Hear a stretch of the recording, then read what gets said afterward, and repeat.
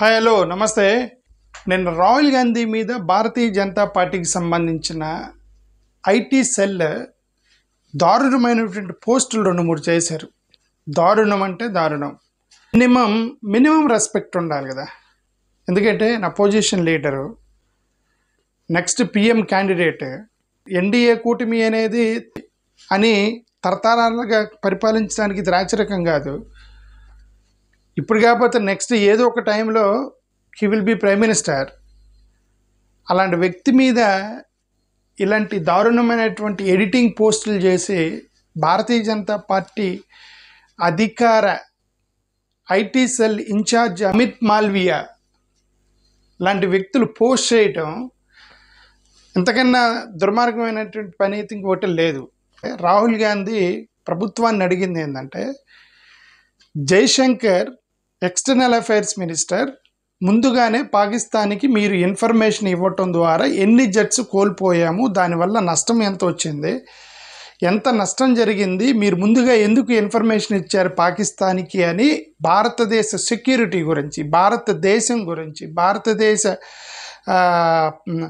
భారతదేశం యొక్క ఔన్నత్యాన్ని గురించి, భారతదేశం యొక్క పటిష్టత గురించి ప్రశ్నిస్తే సోషల్ మీడియా ఉంది కదా అని చెప్పి మనం ఎడిటింగ్ చేయొచ్చు కదా అని చెప్పేసి ఒక ఇద్దరు ఫోటోషాప్ వ్యక్తుల్ని ఆఫీస్లో పెట్టుకొని ఇలాంటి పోస్ట్లు ఎడిటింగ్ చేసి Pakistan army chief Munir half పెట్టి రెస్ట్ హాఫ్ రాహుల్ గాంధీని పెట్టి వాళ్ళు పోస్ట్ చేయటం నిజంగా దుర్మార్గం అనిపించింది.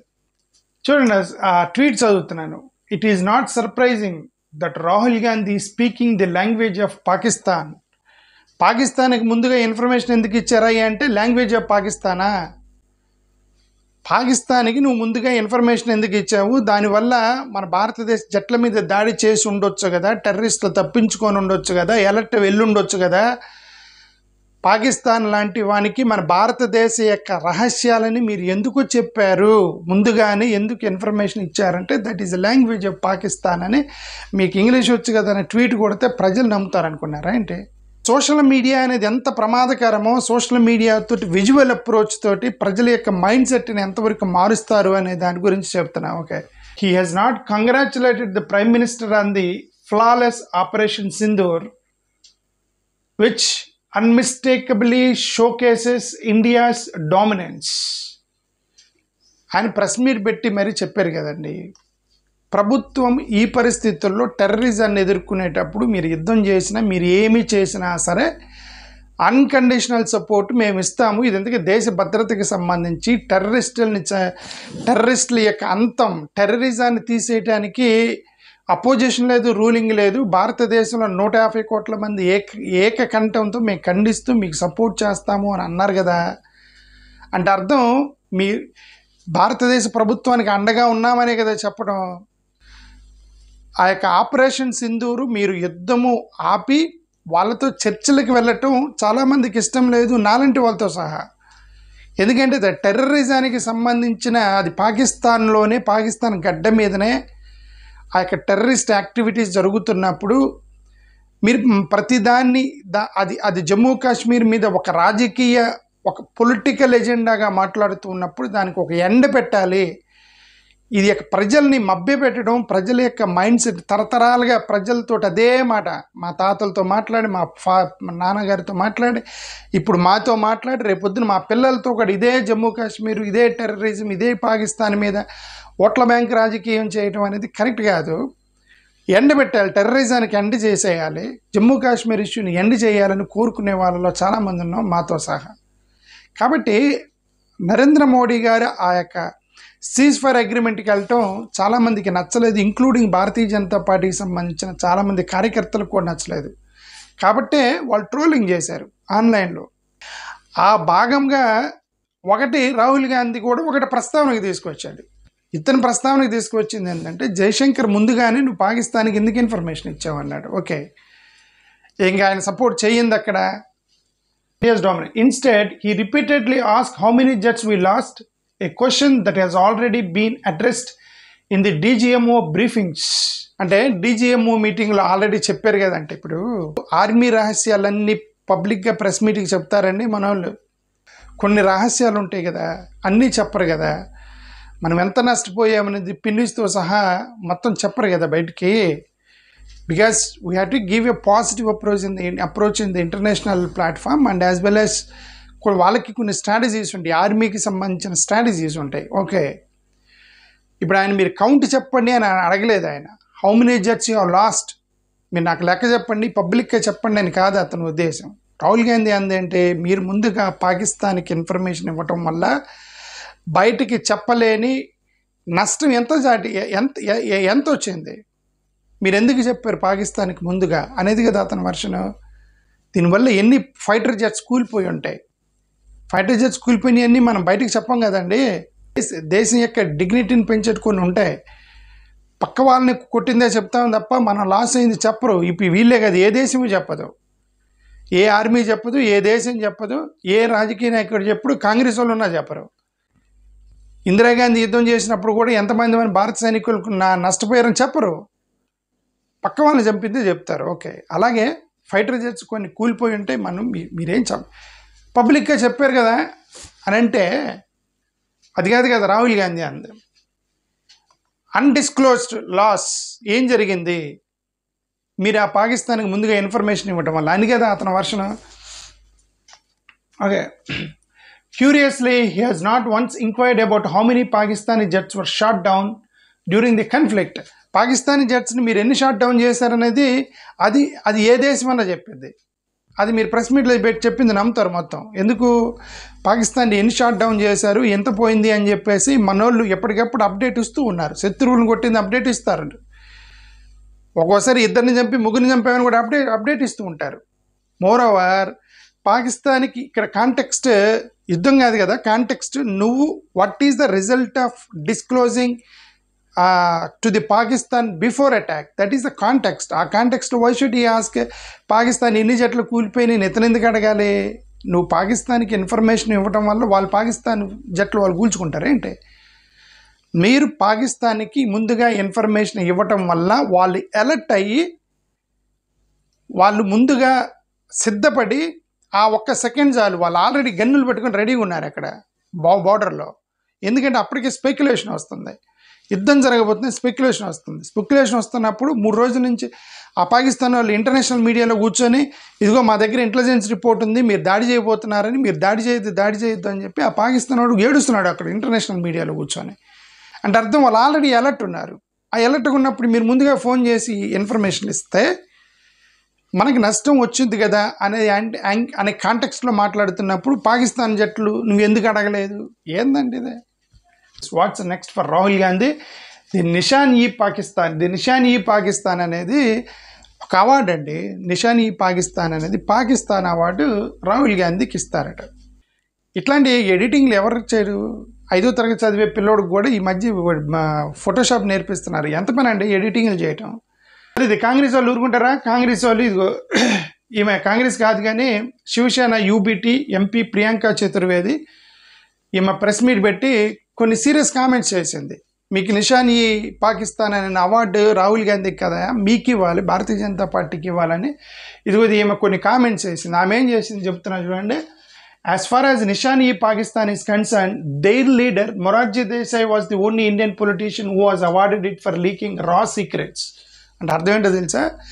పాకిస్తాన్కి సంబంధించిన నిషాన్ ఈ పాకిస్తాన్ అనేటువంటి అవార్డు బీజేపీకి సంబంధించినటువంటి ఒక మొరార్జీ దేశాయికి ఆల్రెడీ వాళ్ళు ఇచ్చారు. రాహుల్ గాంధీకి ఇస్తారా లేదు తర్వాత సంగతి. ఆల్రెడీ బీజేపీకి సంబంధించిన మొరార్జీ దేశాయికి ఇచ్చారండి already. Their leader Morarji Desai was the only Indian politician. అతను ఒక్కడికే ఇచ్చారు. ఎందుకని అతనికి ఇచ్చారంటే మన రా సీక్రెట్స్ మొత్తం పాకిస్తాన్కి లీక్ చేశాడు మొరార్జీ దేశాయ్ అని చెప్పేసి ఈమె పెద్ద ఎలిగేషన్ చేసింది. భారతదేశంలో ఒక బీజేపీ నాయకుడికి నిషాన్ ఈ పాకిస్తాన్ అవార్డు వచ్చింది. ఎవరికి రాలా? కాంగ్రెస్ వాళ్ళకి ఎవరికి రాలేదే నాయకుడికి. ఎందుకు?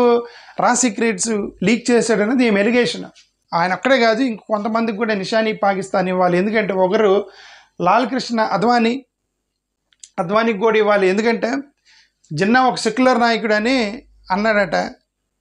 కాబట్టి మీరు లాల్ కృష్ణ అద్వానీకి కూడా మీరు ఇవ్వండి. ఎందుకంటే జిన్నాని సెక్యులర్ నాయకుడు అని చెప్పినటువంటి ఏకైక బీజేపీ నాయకుడు అద్వానీనే. అతనికి పాకిస్తాన్ అవార్డు ఇవ్వండి అని అడుగుతుంది ఆమె. Person who went to eat biryani with Nawaz Sharif without being invited. Invitation ఇవ్వకుండానే నవాజ్ షరీఫ్తో బిర్యానీ తినడానికి వెళ్ళిన మీ నాయకుడు ఒకరు నరేంద్ర మోడీ గారిని, ఓకే నరేంద్ర మోడీ గారు వెళ్ళారు, ఒకసారి వెళ్ళి వాళ్ళతో బిర్యానీ తిన్నారు అని ఇండైరెక్ట్గా ఆయన పేరు చెప్పకుండా ఏమో మాట్లాడారు. ఖేరా ఓకే, ఏ టెర్రర్ క్యాంప్స్ మీద దాడి చేయకముందే ఇన్ఫర్మేషన్ ఇచ్చిన జయశంకర్కి ఇవ్వండి మీరు పాకిస్తాన్ నిషాని అవార్డు, రాహుల్ గాంధీకి కాదని ఈమె ఒక పెద్ద ఎలిగేషన్ చేసింది. ఓకే, ఇది ఇంకొక పోస్ట్ చేశారు భారతీయ జనతా పార్టీ వాళ్ళు. Jafar, Rahul Gandhi is the new age Mir Jafar అని how many aircrafts we lost అని ఇక్కడ ఇది చూడండి. పాకిస్తాన్ ప్రెసిడెంట్ మీద నిలబడి ఇండియాని అడుగుతున్నాడట, how many aircrafts we lost అని ఇండియన్ ఆర్మీని అడుగుతున్నట్టు, ఈయన పెద్దగా అడిగిన పాకిస్తాన్ వాళ్ళు అడుగుతున్నట్టు. అదే చెప్తున్నానండి, ఇమేజ్లు క్రియేట్ చేయటం 5వ తరగతి పిల్లోడు చేస్తారండి. ఈ మధ్య ఫోటోషాప్ అందరికీ నేర్పిస్తున్నారు.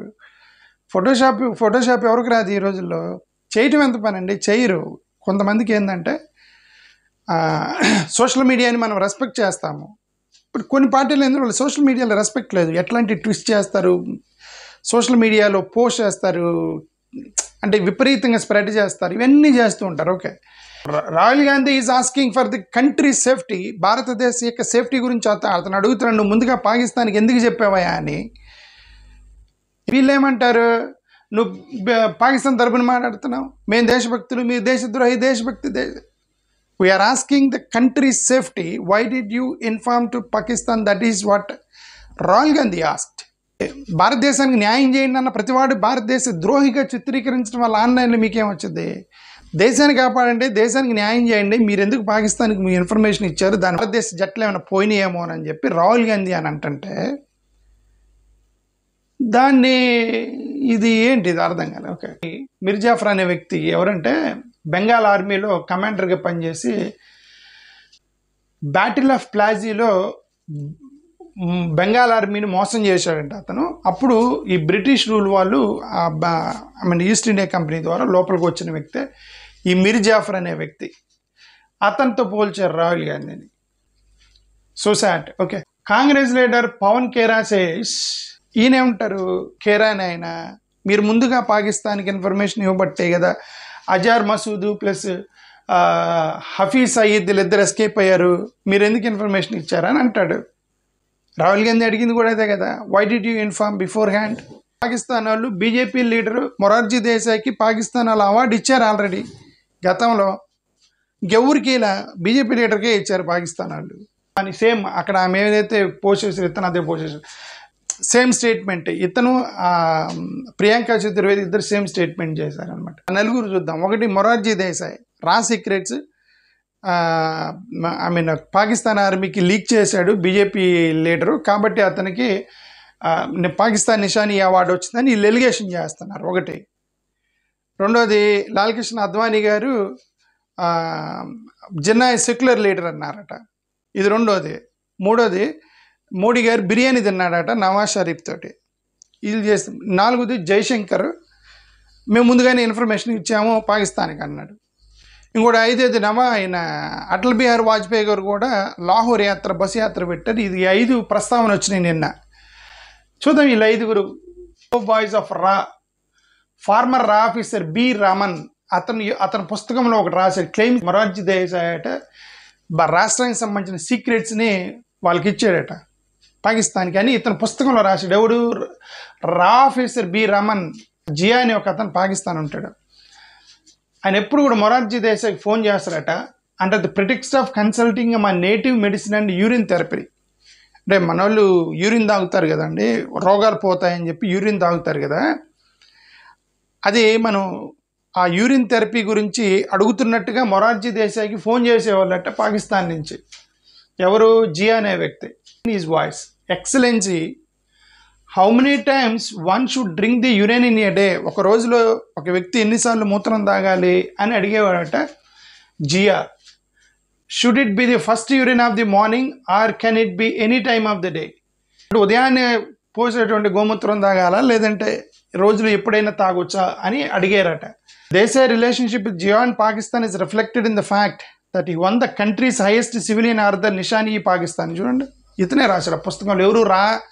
రా ఆఫీసర్ రాశాడు. భారతదేశ రా ఆఫీసర్ పాకిస్తాన్తో జియాతో ఉన్న సంబంధాన్ని బట్టే ఆయన నిషానీ పాకిస్తాన్ అవార్డు వచ్చింది దానికి అని చెప్పేసి ఇతను పుస్తకంలో రాశాడు. ఒక భారతదేశ అత్యున్నత రా ఏజెంట్, రా ఆఫీసర్. మరి ఇప్పుడు వీళ్ళు ఇప్పుడు రాహుల్ గాంధీని నిషానీ పాకిస్తాన్ అని చెప్పి చెప్పడం వల్ల ఏమన్నా అర్థం అంటే మన దగ్గర సోషల్ మీడియా ఉంది, ఏదన్నా మనం చెప్తే ప్రజలు నమ్ముతారు. అది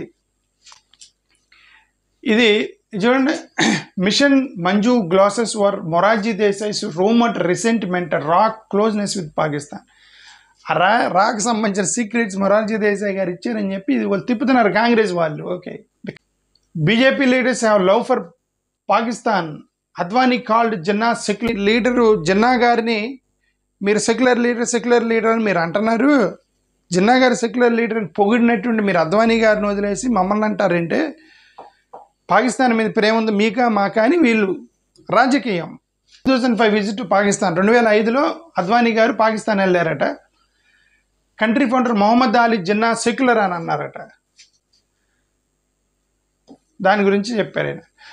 ఇది చూడండి, నవాజ్ షరీఫ్ గారు మోడీ గారు ఇద్దరు కలిసి బిర్యానీ చేస్తున్నటువంటి ఫోటో. గతంలో మరి ఎప్పుడు ఇది ఎప్పుడు వెళ్ళారు మనకైతే తెలియదు. ఓకే, దీన్ని కోట్ చేశారు నిన్న. పాకిస్తాన్ వెళ్ళి బిర్యానీ తిన్న వాళ్ళకి ఇవ్వండి నిషాని పాకిస్తాను, రాహుల్ గాంధీకి కాదని తిప్పారు. ఇది బస్ యాత్ర. మన బస్సులో వెళ్ళి లాహోర్ బస్ యాత్ర చేసి అక్కడ సంధి పీస్ అనేది చేశారనమాట. వీళ్ళందరిని వదిలేసి రాహుల్ గాంధీకి నువ్వు ఇచ్చేది పాకిస్తాన్ అవార్డు, వీళ్ళందరికీ పాకిస్తాన్ అవార్డు ఇవ్వండి అని అంటారు కాంగ్రెస్ వాళ్ళు. ఇది చూడండి, వాజ్పేయి గారికి పాకిస్తాన్ అవార్డు ఇవ్వండి ఎందుకంటే బస్ డిప్లొమసీ చేశాడు పాకిస్తాన్తో. మోడీ గారికి పాకిస్తాన్ అవార్డు ఇవ్వండి ఎందుకంటే బిర్యానీ తిన్నారని కాంగ్రెస్ వాళ్ళు ఎలిగేషను. అద్వానీ గారు జిన్నాని సెక్యులర్ అన్నాడు, ఆయనకి ఇవ్వండి. మొరార్జీ దేశాయ్ గారు రా సీక్రెట్లు పాకిస్తాన్కి ఇచ్చాడు కాబట్టి ఆయనకి ఇవ్వండి అని వీళ్ళు చేసినటువంటి ఎలిగేషను. అవన్నీ వదిలేసి రాహుల్ గాంధీని ఏంది మీరు చేసేది, రాహుల్ గాంధీని పాకిస్తాన్ వ్యక్తిగా చేసేది ఏంది అనేది వాళ్ళ యొక్క పెద్ద ఎలిగేషన్ చేశారు నిన్న కాంగ్రెస్ వాళ్ళు. తిరిగి ఇవన్నీ సీక్రెట్స్ మనందరికి తెలియదు, ఇప్పుడు బయటపడుతున్నాయి ఇవన్నీ. అంటే వాళ్ళని ఒక మాట అన్నప్పుడు ఇవన్నీ బయటపెడతారు కదా. బట్ వేరే కాంగ్రెస్ చరిత్రలో జవహర్లాల్ నెహ్రూ పాకిస్తాన్తో యుద్ధం చేసిన వ్యక్తి జవహర్లాల్ నెహ్రూ. లాల్ బహదూర్, ఇందిరాగాంధీ పాకిస్తాన్తో యుద్ధం చేసింది, పాకిస్తాన్ని 2 ముక్కలు చేసింది. ఇదంతా ఏంటంటే నేషనల్లో జరిగేటువంటి సోషల్ మీడియా దాడి.